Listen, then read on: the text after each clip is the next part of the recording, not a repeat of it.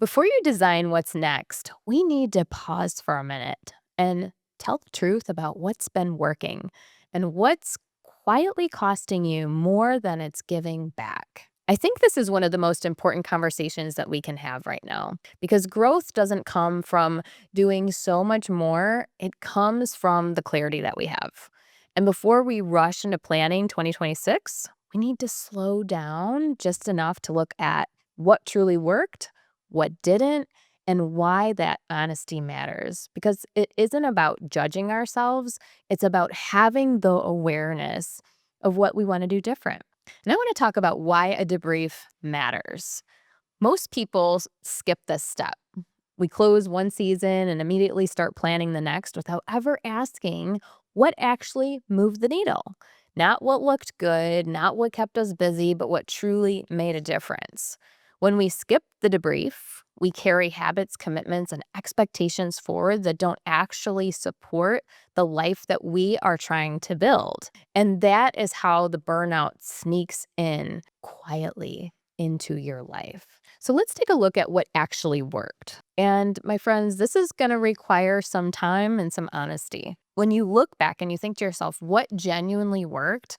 Think about where you saw growth, where you saw momentum, where did things come together sequentially, and what felt aligned instead of forced. We don't ever want to feel like we are forcing anything if we can at all help it. We want to feel that there is flow in all of our different circumstances. And I think that when you take the time to really understand where your energy was at, like what kind of energy was brought to the table, if it was good energy, bad energy, and assessing the bad, we can look at what was draining us and how can we do different this year.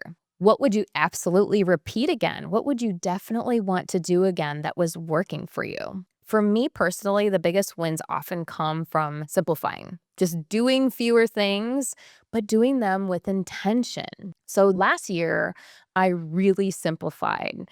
In essence, I shed my top layer of skin, kind of like the snake. It was actually the year of the snake, funny enough. But what I did was take the time to really evaluate what are the strategic partnerships? What are the things that I'm involved in that are no longer serving the vision? What are the things that are potentially making me stay in a specific place that's not allowing the needle to move forward? And it doesn't necessarily have to be physical movement, but it can be mentally, emotionally. It can be anything that's potentially coming up that's essentially a preventative. These are the things that you want to look at when you're going through this debrief process to help you assess how to make better decisions. And so when I shed away these layers, it helped me to walk through open doors that I couldn't otherwise walk through. And what ends up happening is that it removes the chaos and it allows us to have more peace and contentment within here so that when we do make a decision to say yes and move forward, we can be more confident that we're not going to be pulled in all these other directions that just don't align anymore. And the next piece of this is assessing what didn't work. This is usually the part that we avoid because we don't want to have to go there.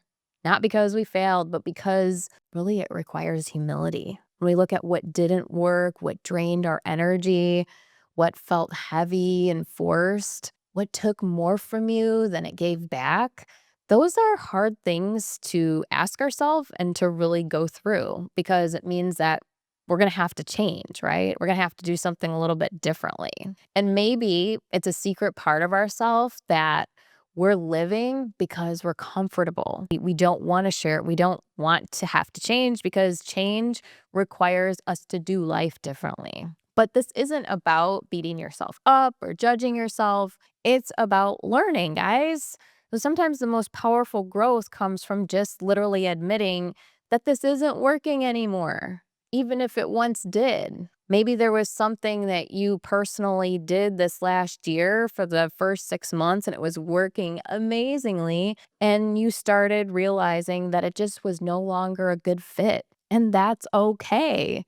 I'm giving you permission to be able to walk away from the thing that no longer serves the greater vision. And unfortunately, there is a cost of ignoring the truth. If you don't tell the truth about what didn't work, you'll rebuild it with a new name or a new goal or even like a new calendar. So when I sit down and I am trying to be clear, I understand that the more clarity I have, the more potential there is for change. And when you name what's costing you, such as time, energy, peace, you ultimately take back your power.